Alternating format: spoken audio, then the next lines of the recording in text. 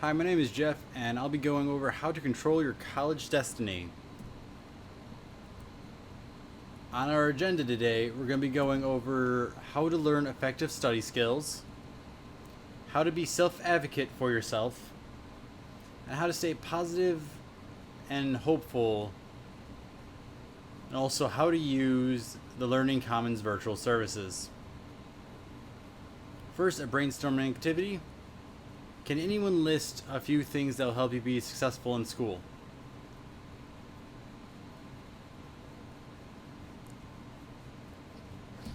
Some of the things we thought up is reading the syllabus, sleeping, but not during class, asking for help, participating in class, and thinking positively. Next up is study skills. The first thing with study skills is finding your location. Location is very important when it comes to studying, and knowing where to study and when you want to study is always a helpful task. I can't tell you where the best place to study is.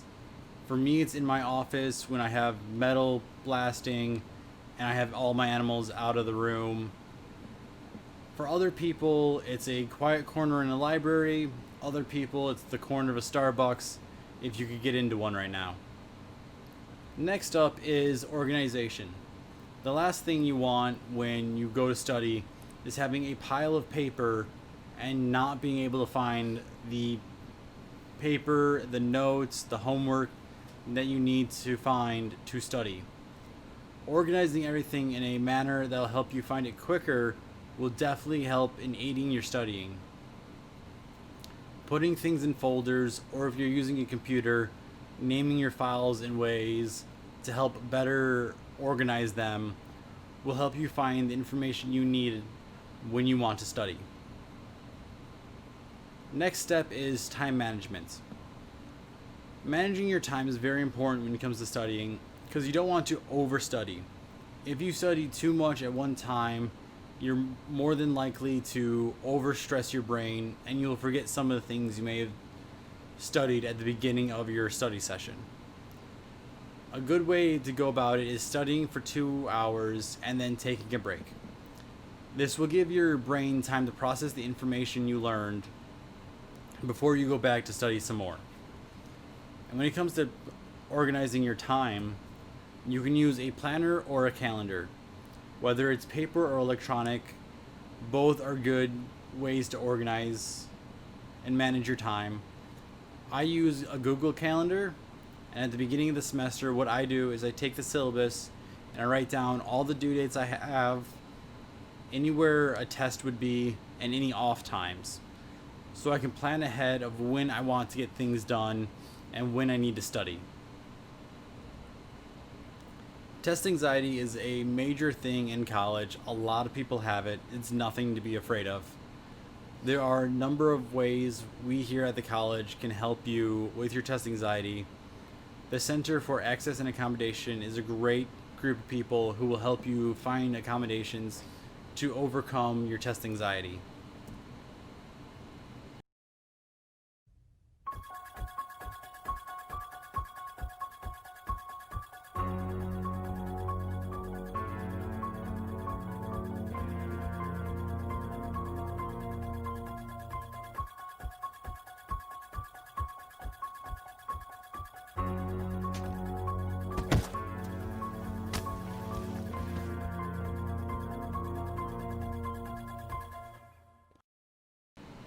One good way of studying is learning how to take good notes.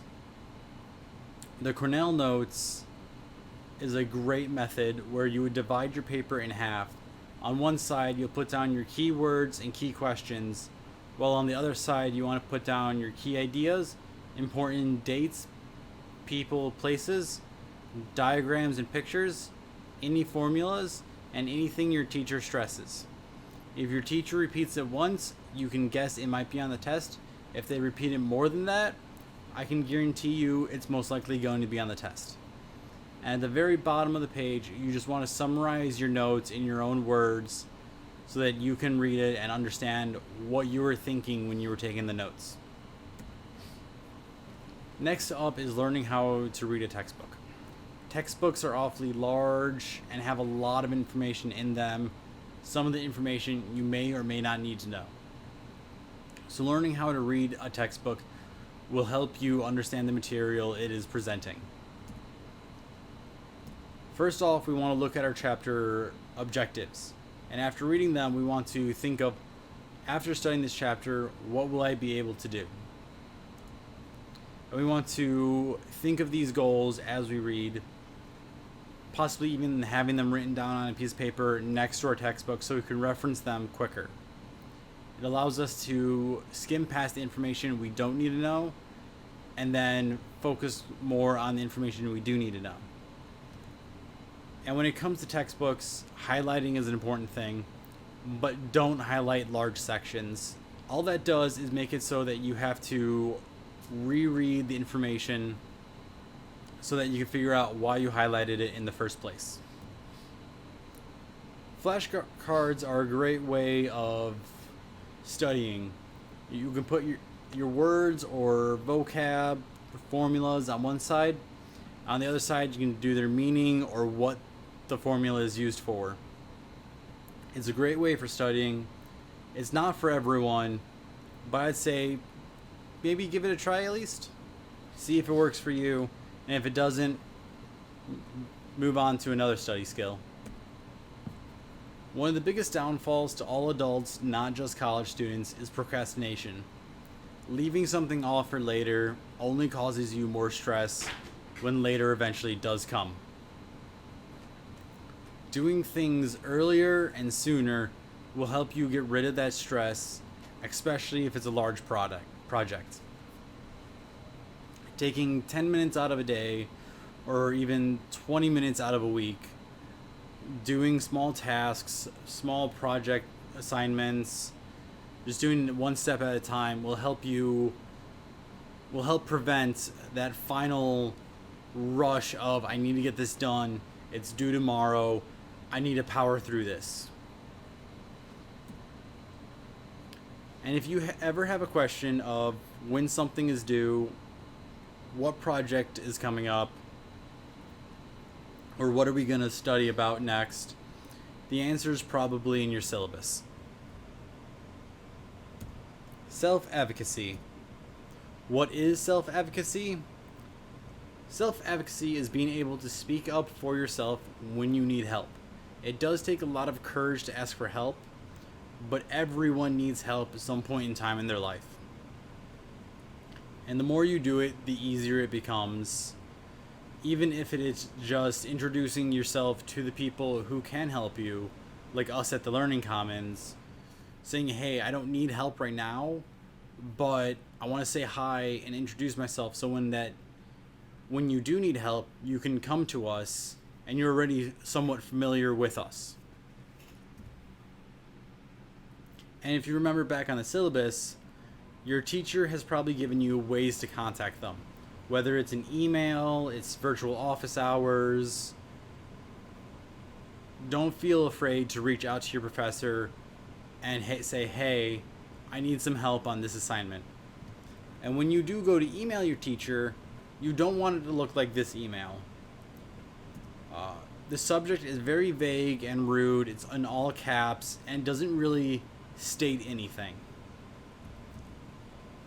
The heading is just, hey teacher, and it's in all caps. It's like you're screaming at the professor. And then the email altogether has a bad style, bad grammar everywhere, there's misspellings, and it looks relatively unprofessional. Unlike this email, which has a very clear subject, extension on English Journal number 4, a very formal greeting, and the subject, it's very brief, to the point, and specific of what you need help with, and it's very professional. And if you see at the bottom of the email there, it says English Composition 1101-007. That is very useful for the teacher because it allows them to know exactly which class of theirs you are in. Because that teacher may or may not be teaching a number of sections for the same subject. Each one may be at a different pace.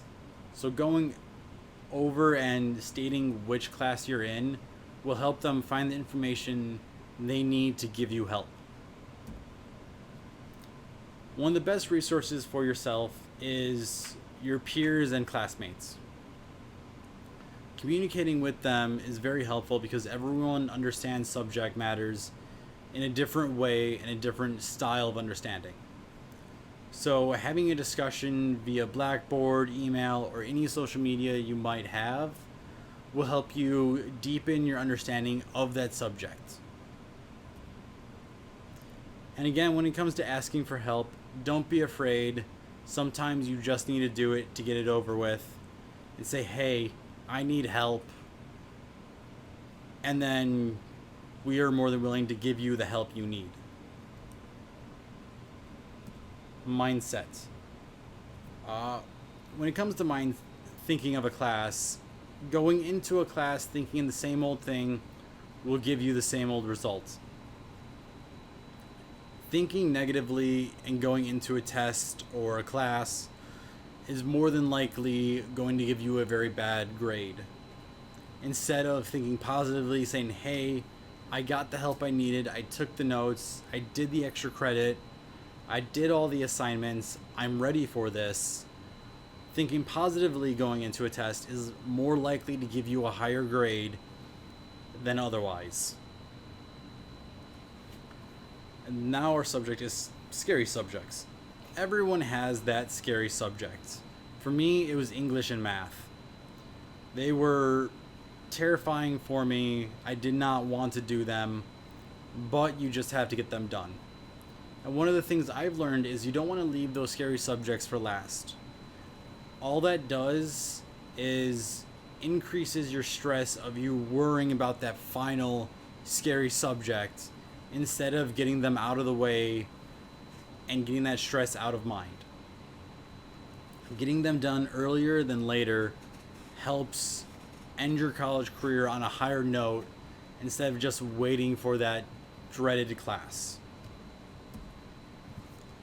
And all we ever ask is for you to try your best because you can do it. We know you can. The Learning Commons. Who are we? We're actually 3 different parts.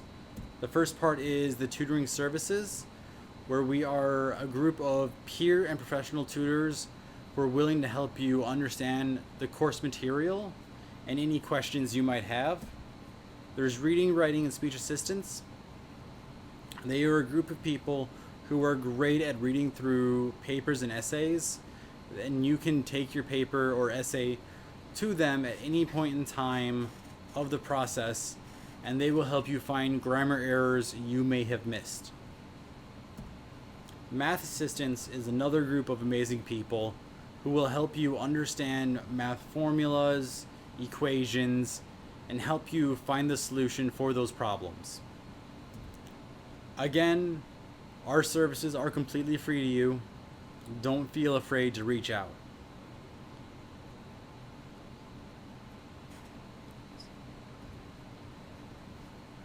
You can find us via Blackboard of the Student Support tab. And once you click the Student Support tab, you'll see that we're on the right-hand side. You have both the links to our COD web pages and our links to our drop-in sessions. Or if you're going through the COD website, you can just type in Learning Commons, and it's going to be the first result and the featured result.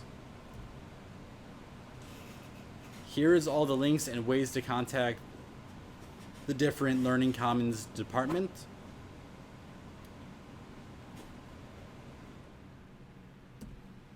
If there's any questions, feel free to reach out to us. We're more than welcome to answer them at any time. And I thank you for listening to this video. I hope you all have a great fall.